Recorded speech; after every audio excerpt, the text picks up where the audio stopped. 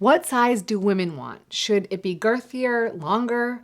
I know you've thought about it because I hear this question all the time. As a urologist, I'm here to tell you what a normal penis size is, what research tells us about what women really want during sex, and what actually predicts sexual satisfaction for both partners. Now, when urologists like me measure penile length, it's typically in a research context, and we use a standard measure called the stretched penile length. And that's obviously because we don't want to make every man erect in the clinic. It's not an ideal situation. So what we do is we stretch out the penis maximally and we measure from the pubic bone, which is the bone right above your penis, all the way to the tip. And this correlates reliably with your erect length. Now, when you look at large population studies, the average erect penile length is 5 to 5.25 inches. That's average. And you're probably thinking, no way. And I'm not surprised that you are surprised. That makes sense because studies have consistently shown that roughly 85% of men overestimate what average actually is. And they have this inflated idea of what everyone else is working with. And that's usually because the only place you're often seeing penises is with pornography. And porn actors are typically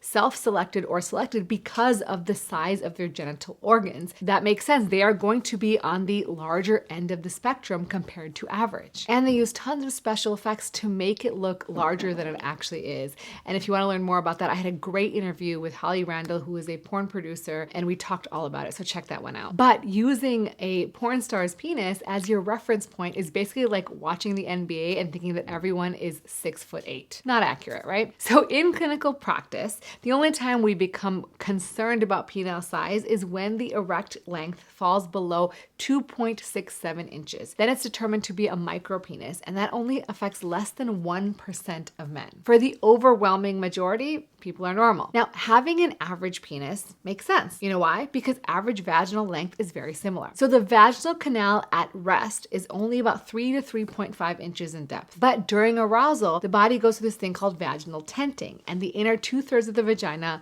widen and expand, basically to move the cervix up and out of the way. On average, it increases to roughly 4 to 4.5 inches, up to double its size. And so usually the average penis will fit very well into the average vagina. If you have a very long penis, it can actually be uncomfortable. It might actually rub up against the cervix. And while some people enjoy this, most women actually have some mild discomfort or even pain when you contact the cervix during penetration. That's why it actually moves up and out of the way during arousal. Now, some of you are watching and saying, who cares about length? It doesn't matter. It's all about girth. Maybe, but I've talked about the study in the past where researchers looked at the average length and girth of sex toys that women choose to purchase when they can buy literally anything on the market. And it actually mimics average. But do you know why they wrote that study? They wrote it because when plastic surgeons and urologists were creating neophalluses for transgender patients, they were making them too girthy, and the partners would not have sex with them because they were too girthy. They basically couldn't accommodate them. And so they had to figure out what is the optimal girth. So more is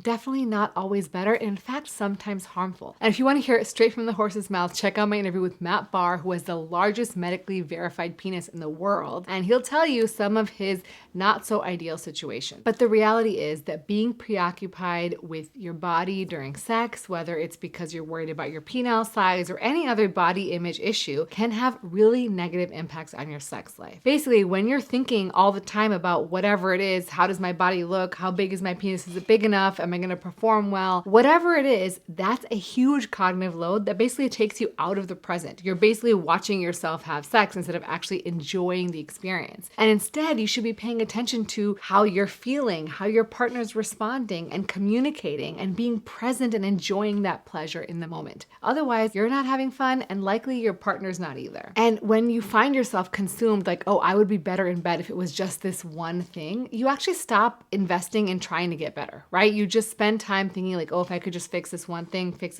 You don't spend time working on the things that matter, like foreplay, communication, experimenting with different techniques, stimulating erogenous zones. And if you want to learn my top 10 things that help maximize pleasure, check out my free guide ebook that's available to you at www.renamalikmd.com/morepleasure. Now, even on the other side of the equation, when someone has a very large penis, that could also end up being a big problem because the assumption becomes that because they have such a large phallus, they don't really need to work hard because the penis will do all the work for them. them. And sometimes this means that their partner is actually in pain and they're not saying it, or they're not really experiencing pleasure, because the most reliable route to orgasm is the clitoris, which has nothing to do with how big your penis is and how much of it takes up the space in your vagina. So no matter the size of your organ, you have to get good at sex, and that takes practice and skills, and you're not just magically born with them. Now, as I promised, what actually predicts sexual satisfaction? A large meta-analysis with 93 studies of nearly 40,000 people in committed relationships found that essentially sexual communication is the strongest predictor of sexual satisfaction and relationship satisfaction. And the quality of how partners talked with each other about what they wanted, what felt good, and what they needed is literally just talking. Use your mouth for something other than kissing.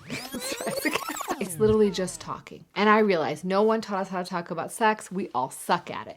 But you need to do the work. You need to start having conversations. Let each other know what you liked. Start with easy things like, oh, that was really great. I loved when you did XYZ. What did you like? And then next time be like, oh, I love this. What could we try different next time? Or what didn't you like? What could I do better? And just start simple little conversations, not right before or right after sex, but at a whole different location, like the kitchen or the living room, so that you can actually start just normalizing talking about sex. And it's needed because even in long-term relationships, partners correctly identify what their partner thinks is pleasurable only 62% of the time. That means more than a third of what someone likes their partner doesn't even know because they never talked about it. That's crazy. And guys, the genitals are not everything, right? There are erogenous zones all over the body, the inner thighs, the back of the neck, the lower abdomen, the nipples, the ears. And these are areas that sometimes people have never spent any time stimulating. So think about sex as a bigger thing. It's not just focused on genitals. Of course, it feels good to stimulate genitals, but there's so much more and it can make it even more pleasurable. So if you want meaningfully better sex, here's what I want you to do. Number one, explore your own body and encourage your partner to explore theirs. Then explore each other. Have fun with it.